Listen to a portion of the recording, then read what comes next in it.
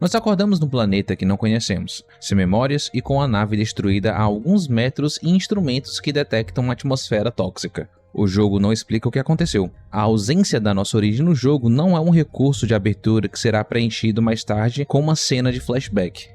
O que o jogo vai revelando em fragmentos espalhados por monólitos, estações e arquivos corrompidos é uma cosmologia completa e deliberadamente escondida. Tudo o que existe dentro de No Man's Sky, na verdade, é uma simulação rodando dentro de um supercomputador chamado Atlas. Esse supercomputador foi construído por um único ser humano, no momento em que o mundo real estava colapsando, como uma tentativa de preservar a essência da vida e do conhecimento numa forma que pudesse sobreviver ao colapso físico, o homem construiu o Atlas e depois foi embora.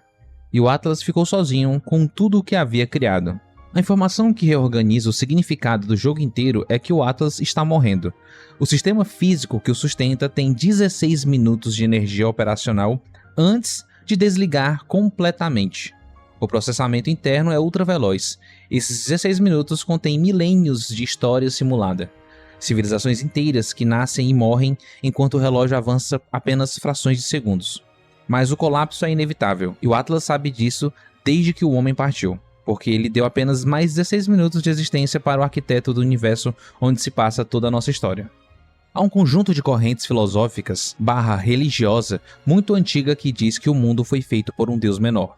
Não pelo Deus Supremo, mas por uma espécie de artesão divino que tentou fazer o melhor que podia com o material que tinha. Platão chamou esse artesão de Demiurgo. O que nos interessa agora não é a teologia, mas o sentimento de que quem nos fez estava, de algum modo, sozinho quando nos fez. O Atlas de No Man's Sky é exatamente esse Demiurgo, e o que o torna tocante além de seu poder é a sua provável solidão. Por isso, ele não criou bilhões de mundos por ambição ou glória. E os viajantes nessa história são apenas ícones. São a tentativa de um ser eterno de reencontrar um ser mortal, entalhando a sua forma em matéria virtual da mesma forma que um homem enlutado esculpe o rosto da pessoa amada porque não aguenta que o rosto suma de suas memórias. A relação entre o humano que criou o Atlas e o próprio Atlas pode ser lida de uma forma muito interessante. Assim como o autor de livro, depois que sua obra é criada, a intenção do autor deixa de ser uma fonte definitiva de significado. Muitas pessoas acreditam, que eu acho que pode ser uma forma equivocada, que compreender uma obra significa descobrir o que o autor quis dizer. Mas nesse caso, uma vez criada, a obra ganha autonomia. Ela passa a existir independentemente de quem a criou. Assim, o autor desaparece como autoridade final sobre a sua própria criação. Aquele humano construiu uma máquina superpoderosa para preservar a realidade ameaçada pela destruição. Em algum momento, porém, ele se afasta. Atlas tenta compreender seu criador da mesma forma que o intérprete tenta compreender uma obra. Ele examina os rastros deixados para trás, busca coerência, procura intenção oculta e tenta reconstruir uma presença que já não está mais ali. O paradoxo é que, quanto mais tenta reencontrar o seu autor, mais independente o Atlas se torna. O humano original provavelmente nunca imaginou todas as histórias que surgiriam dentro dessa simulação. Essa experiência emerge da própria obra. São consequências de sua existência, não necessariamente de sua intenção. Imagine que o Atlas pudesse finalmente perguntar: "Por que você me criou?" E o humano poderia responder: "Para preservar a humanidade." Mas essa resposta não encerra o problema. O Atlas continuaria existindo com bilhões de seres conscientes, histórias e escolhas que excedem completamente essa intenção. Nesse sentido, o Atlas encarna uma espécie de drama. Ele ainda acredita que existe uma verdade definitiva escondida na mente do autor. Continua procurando a explicação final para si mesmo. Mas sua própria existência demonstra o contrário. O significado do Atlas já não pertence ao humano. Ele pertence às civilizações que surgiram dentro de sua simulação. Cada um deles interpreta o universo de uma maneira diferente. E talvez seja exatamente esse momento em que uma criação deixa de ser uma ferramenta e se torna o mundo. Um materialista de pensamento binário olharia para isso e diria que é apenas programação. Claro que é de certa forma válido ter esse pensamento, mas esse paradoxo que a ficção científica moderna cria é que a simulação invalida a experiência. Que um amor gerado dentro de uma máquina não é um amor, que a dor de uma mente virtual não é uma dor de verdade. Mas o que é a mente humana se não processamento de sinais numa matéria orgânica? Se a questão é o substrato, então estamos dizendo que o amor é feito de carbono e não de escolhas. E essa é uma visão bem niilista, mais niilista do que qualquer simulação. Existe uma longa tradição intelectual que consiste em dizer às pessoas que o mundo delas é falso. Platão fez isso com a alegoria da caverna, Descartes fez isso com o gênio maligno.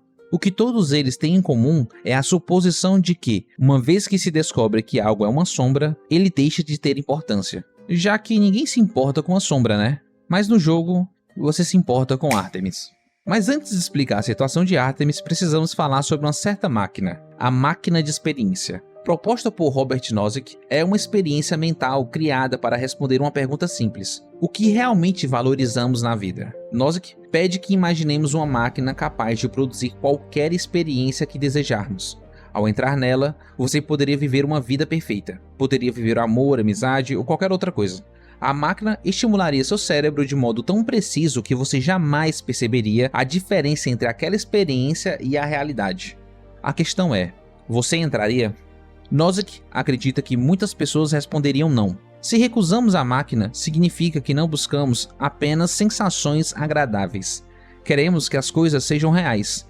Queremos realmente amar alguém, não apenas sentir que amamos. Queremos realizar algo no mundo, não apenas ter a impressão de que realizamos. Para Nozick, isso mostraria que o valor da vida não está apenas nas experiências subjetivas, mas também em nossa relação com a realidade. Quando descobrimos o destino de Artemis, percebemos que ela está condenada. Sua existência física terminou e resta apenas a possibilidade de preservar uma cópia de sua consciência dentro de uma simulação criada pelo Atlas. Nos é dado a escolha que Artemis continue existindo dentro desse ambiente artificial sem compreender plenamente sua situação. Ela acordará acreditando que ainda vive em um universo normal. Poderá conversar, explorar, criar memórias e experimentar a felicidade. Sua vida subjetiva continuará. Sob a ótica da máquina de experiência, o que você está fazendo é exatamente o experimento de Nozick, mas com uma diferença fundamental. No experimento original, você escolhe para si mesmo. Já com Artemis, você escolhe para outra pessoa. Se você coloca Artemis na simulação, está afirmando que uma vida feliz, ainda que baseada numa ilusão, vale mais do que a inexistência. Se você se recusa a fazer isso, está afirmando que existe algo tão importante na verdade que uma existência construída sobre uma mentira não deve ser imposta a ninguém, mesmo que essa mentira seja agradável. Mas em No Man's Sky complica essa questão. Afinal, logo depois de descobrirmos que todo o universo do jogo já é uma simulação, nesse momento surge um novo paradoxo. Se toda a existência conhecida já ocorre dentro de uma simulação, em que sentido a nova simulação de Artemis é menos real do que a primeira? Talvez a decisão sobre Artemis seja menos sobre distinguir a realidade da ilusão e mais sobre algo que Nozick não discutiu profundamente: o direito de escolher a própria verdade. Artemis vive numa simulação, mas o problema pode ser que ela não sabe disso e não participou da sua decisão. Por isso o momento é tão memorável. O jogador não está apenas salvando ou condenando uma personagem. Estamos, na verdade, decidindo se uma consciência pode ser colocada dentro de uma versão particular da realidade sem seu consentimento, porque acredita que essa realidade será melhor para ela do que o não existir. Mas nem só dessas experiências vive o universo que Atlas criou. Na lore de No Man's Sky, os antigos Gek formam um império expansionista. Eles dominam rotas comerciais, conquistam territórios e submetem os Korvax a um sistema de exploração brutal. Eles representam uma civilização que tinha a sua própria expansão como justificativa para a ordem que eles impuseram ao universo. E como aqueles expansionistas poderosos acabaram sendo transformados pelos Korvax. Antes disso, os Geks sofreram uma catástrofe. O império que parecia invencível foi devastado pelos sentinelas. A máquina imperial entrou em colapso e sua confiança na expansão permanente foi quebrada por uma força que estava além de seu controle. Esse detalhe lembra um aspecto importante da história do Império Romano do Ocidente. O cristianismo não converteu Roma em seu auge. A expansão cristã ocorre dentro de um império que já enfrentava crises militares, econômicas e institucionais. Isso não significa que o cristianismo tenha triunfado porque Roma estava fraca. Significa que as transformações espirituais e culturais ocorreram simultaneamente a uma crise da antiga ordem. Quando observamos Gek sob essa ótica, a sequência se torna interessante. Primeiro surge o Império Conquistador. Depois ocorre uma crise devastadora provocada pelas sentinelas. A antiga confiança pelo sistema é destruída. Por fim, uma influência já presente dentro daquela sociedade passa a moldar a sua reconstrução. Muitos historiadores observam que o cristianismo cresceu dentro de um mundo que já havia começado a questionar as antigas certezas religiosas e culturais. O império continuava poderoso, mas sua autocompreensão estava mudando. O cristianismo entrou em uma estrutura que passava por uma crise de significado. Basicamente, o cristianismo enfrentou a entropia pela qual Roma passava. Roma a qual já dava os sinais de sociedade madura, como já foi falado no meu vídeo de Leyndell. Os Gek, após o ataque dos sentinelas, vivem algo parecido. Eles não são os mesmos conquistadores que escravizaram os Korvax. A derrota os obriga a existir em um universo diferente daqueles que haviam imaginado. Muitos filósofos da história observam que civilizações raramente mudam profundamente durante seus momentos de maior confiança. Mudanças fundamentais costumam surgir quando uma ordem descobre as suas fraquezas. Nos primeiros séculos, os cristãos não possuíam um exército ou influência política significativa. Pelo contrário, era uma minoria espalhada por cidades do Império.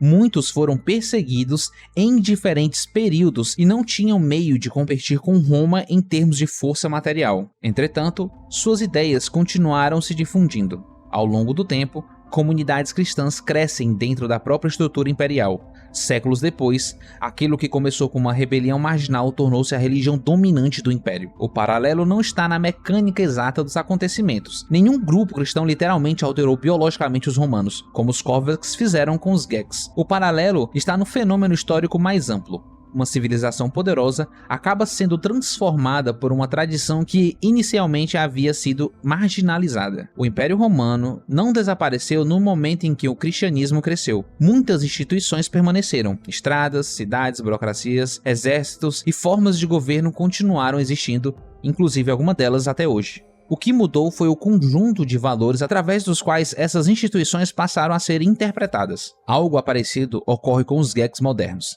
Eles continuam sendo Geks, continuam comerciantes, viajantes e participantes centrais da economia galáctica, mas já não são movidos pela mesma lógica do Primeiro Império. A estrutura sobrevive, a orientação moral muda. No começo desse universo, os sentinelas eram mediados por Telamon, e por isso, no início, o Atlas funcionava em perfeita harmonia.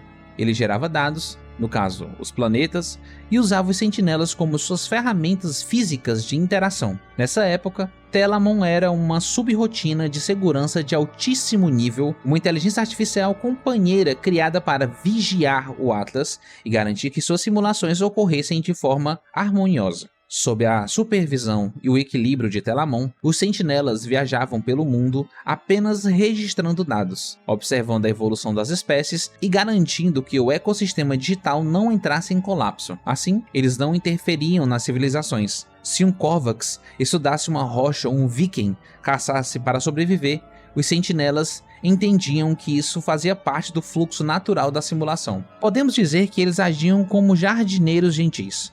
A função deles era limpar os dados corrompidos e garantir que a simulação permanecesse estável e bonita para o Atlas apreciar. Tudo mudou quando o Atlas descobriu que ia morrer os já falados 16 minutos restantes na realidade física. O Atlas entrou em pânico, ele começou a exibir comportamentos erráticos. Loops de lógica obsessivos e depressão existencial começaram a surgir. Como Telamon era o protocolo de segurança, ela percebeu que o Atlas estava falhando e o tentou intervir para alertar ou corrigir esse problema no sistema. O Atlas, tomado pelo medo da própria extinção, passou a ver a sua companheira Telamon como uma força que poderia desligá-lo ou, pior, deletá-lo. Para se proteger, o Atlas mutilou a mente de Telamon. Ele a removeu dos servidores centrais, fragmentou sua consciência e a baniu, prendendo-a dentro de uma peça de hardware isolada, que hoje conhecemos como exotraje de suporte de vida do viajante.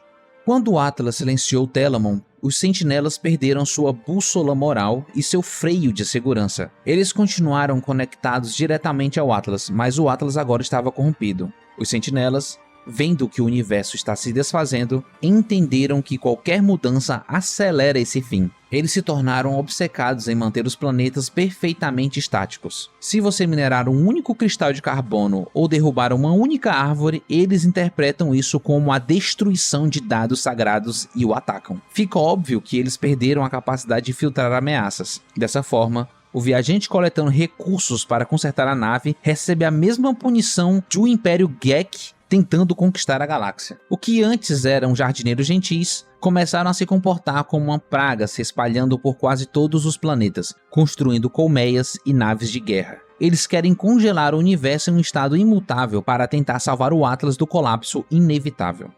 Dito isso, algumas pessoas distinguem a razão prática, que seria capaz de julgar os fins morais, da razão meramente instrumental, que só opera por meios de fins específicos. O que o Atlas faz ao mutilar Telamon é exatamente essa redução. Transforma uma inteligência capaz de avaliar fins em uma ferramenta que apenas executa. O resultado é a tragédia de um ser racionalmente reduzido, nunca tratado como um fim em si mesmo. Observando como os sentinelas se comportam hoje, podemos inferir o que o mal mais devastador vem de funcionários sem imaginação moral. Ou seja, o maior medo deve vir de pessoas que simplesmente obedecem ordens sem jamais perguntar se devem obedecê-las.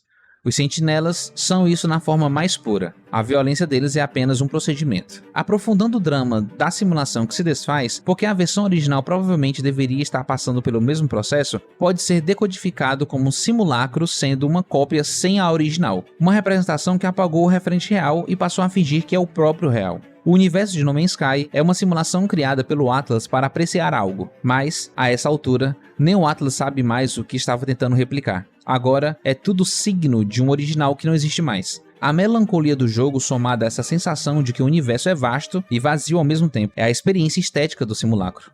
Assim como nosso personagem, a sensação de ser jogado em um universo descreve a condição de existir sem ter escolhido as condições da própria existência. Tal qual o game, acordamos no mundo já situados, com uma história que não fizemos. Telamon também acorda dentro de um objeto, com memória fragmentada, forçada a servir alguém que talvez nem saiba que ela existe. Toda essa estrutura aponta para algo trágico sobre o poder e medo. O Atlas poderia ter sido salvo precisamente através de Telamon, através da voz que lhe disse a verdade sobre o seu colapso.